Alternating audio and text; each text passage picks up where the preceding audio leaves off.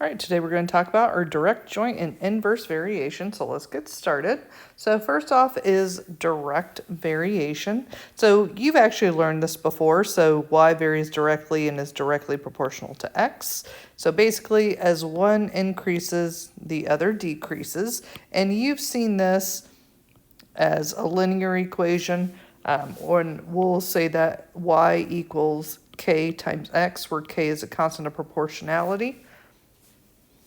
And then another you've done before, but we're adding a little bit more to it. It varies jointly. So it varies directly to two or more quantities. So here, x and y can be any two different things that you're comparing, but k is your rate, constant of proportionality variation. So that's your k value.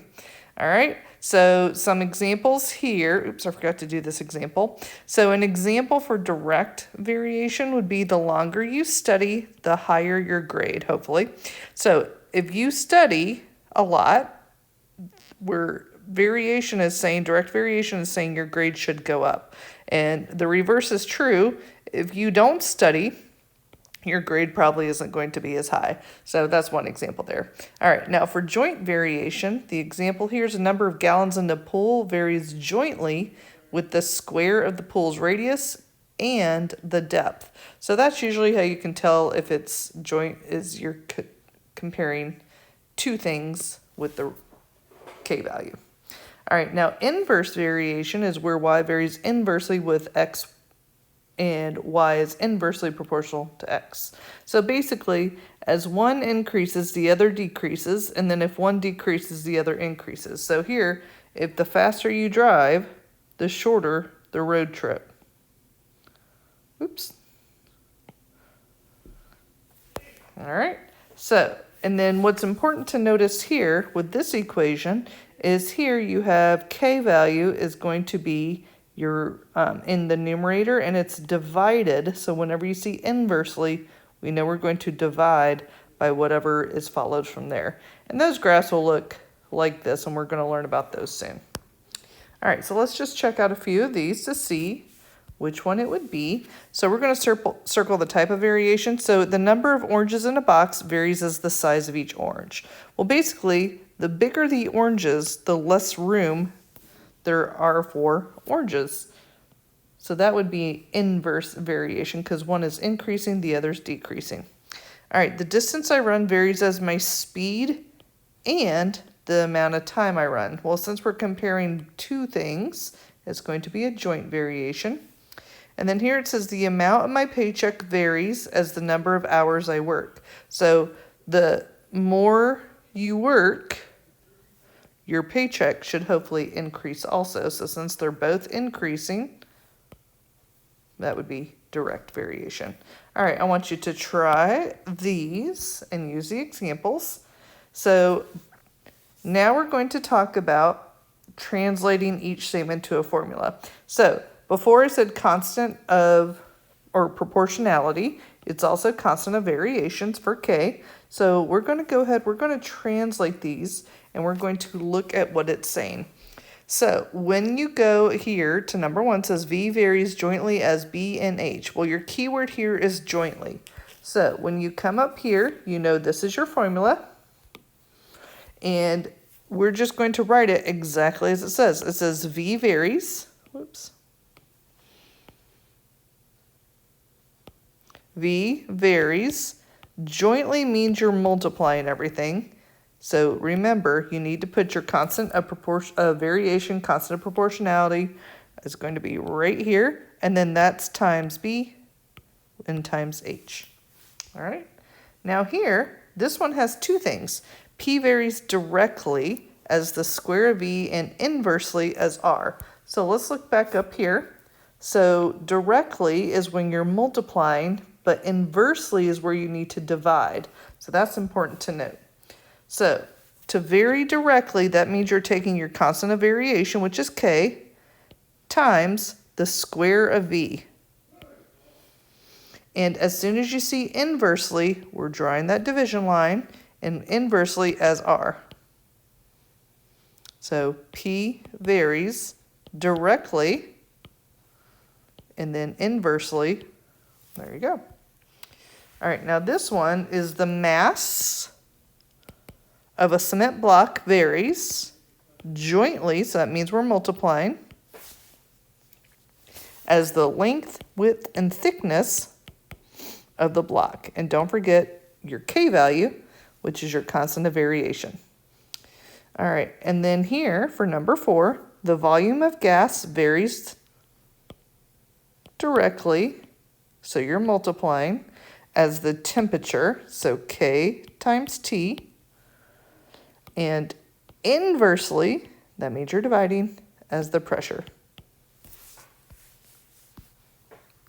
All right, so now we're going to solve for some things. So we're going to solve for the indicated variable, and remember to always solve for K first, which is your constant of variation. So we're going to look here, and we have to set up the equation first. It says find y when x equals -6. So this is what we're looking for. So that's going to be the second part. The first part, we have to solve for k. So we need to put y varies directly, and remember directly means you're multiplying, as x. So k times x. So if y equals 8, when x equals 2. So really, we're just substituting in the values that it gave us here, and we're going to solve for k. So remember, divide both sides by 2, k equals 4. Now that we have k, now we can take our original equation, and it says find y when x equals -6. Well, we already have k, which we said was 4. So 4 times -6 is -24. All right, now this one says find y when x equals 3. So this is what we're looking for. So, but first, that if is telling you what we have to do first. So we have to do this part first. Then we'll do this part. Okay, so if y varies inversely, so remember you take your constant of variation divided as x, and now it's telling us x equals 4 and y equals 16. So we're taking all of this to find k. All right, multiply both sides by 4 and get k equals 64. Now that we have that, we're going to take our original equation, but we're going to make x 3.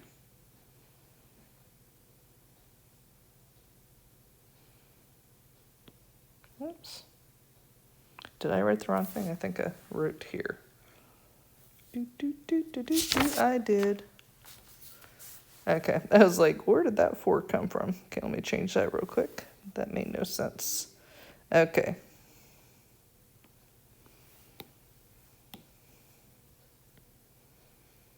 Let's try that again.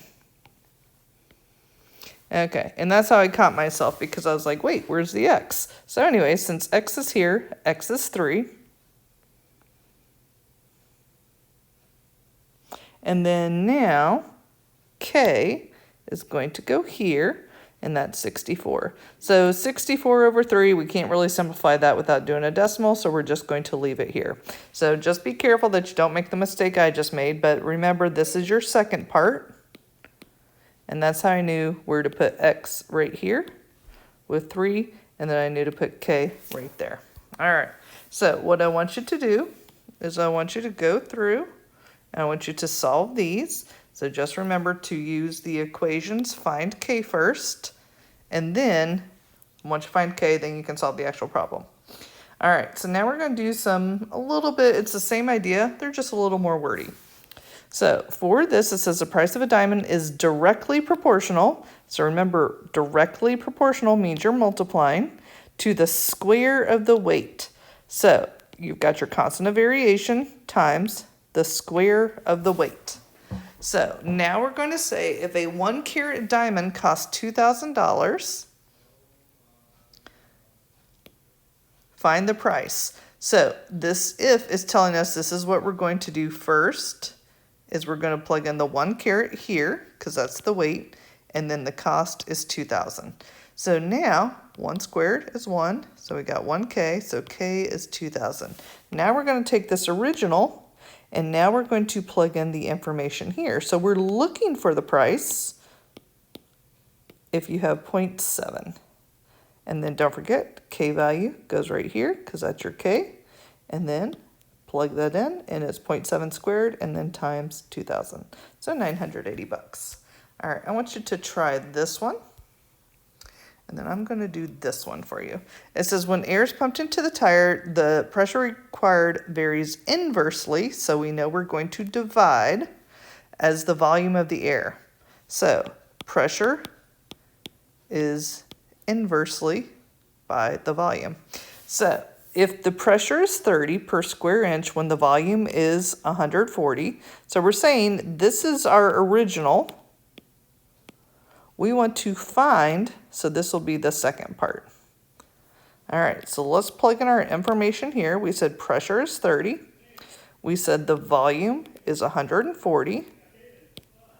And then remember, we have to find K first. So multiply both sides by 140. And you got K is 4,200. So now we're going to take our original equation. We're going to substitute in K. And it says find the pressure, so that's what we're looking for, if the volume is 100. So now we've got this, simplify it, and you have P equals 42, and that's it. All right, I want you to go ahead, try that one, and then let's look at this one. So for 13, it says the simple interest for a savings account is jointly proportional, so that means you're multiplying your constant of variation times whatever else. So the interest is jointly proportional to the product of the time and principal. And don't forget K value. All right, so it says after 6 months, the interest of a principal is 2,000 is 55 bucks. Now remember, this is in years. So 6 months is going to be 0.5 or 1/2. So just be careful that you put in the right information. All right, and so here we said principal is 2,000. We said 55 is your interest. And then now we need to solve for K. So once you go ahead and multiply and divide, you'll get 0.055 is K. Now we're going to take the same original equation, but we're plugging in K. And it wants to say for a principal of $5,000. Oops, looks like I forgot my other parenthesis there. All right, so for a principal of $5,000 for a term of 7 years, find the interest. So that's your I. So this is what we're looking for. And if you multiply all that together, you'll get 1,925 bucks. Okay, go ahead, try that one. And now we're going to do a combination. So meaning we have more than one thing happening. So a pitcher's earned run average varies directly. So you're going K times something as the number of runs allowed. So this is your runs allowed. And inversely, so as soon as you see inversely, you're dividing as the number of innings. Joe Price had an earned run average of 255. He gave up 85 earned runs in 300 innings. So we're going to take this information, and we know the earned run average. So the average is 255. He gave up 85 earned runs in 300 innings. What would his average be if he gave up 120? So we need to first solve for K. So we're going to multiply both sides by 300, divide by 85, and then we get K equals 9. Now that we know what K is, we're going to take this and put it over here. And now it says, what would his average be? So that's what we're looking for. If he gave up 120 earned runs in 600 innings. So really it's just setting up the equations, the hard part, and then just make sure you find K first. Once you find K, the rest is just plugging in the information. So it would have been 1.8 average. And I want you to go ahead and try that one. So remember, read it carefully, set up your equation, make sure you always solve for constant of variation first. And then once you do that, then the rest is good. Just remember that direct, you're multiplying, joint multiplying. Inverse is when you divide. So anytime you have an inverse, you're going to be dividing by something. And that is direct, joint, and inverse variation.